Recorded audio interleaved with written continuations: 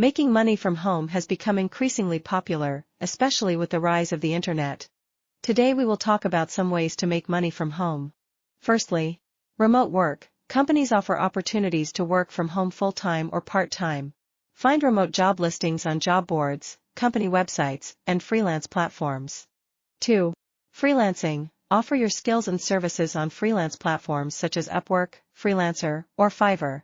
This could include writing, graphic design, programming, marketing, and more. 3. Online tutoring or teaching. If you have expertise in a particular subject, you can offer tutoring or teaching services online through platforms like VIPKid, Chegg Tutors, or Tutor.com. 4. E-commerce. Start an online store and sell products through platforms like Shopify, Etsy, or eBay. You can sell handmade goods, vintage items, or products you source from suppliers. 5. Affiliate marketing. Promote products or services on your website, blog, or social media channels and earn a commission for every sale or lead generated through your referral link. 6.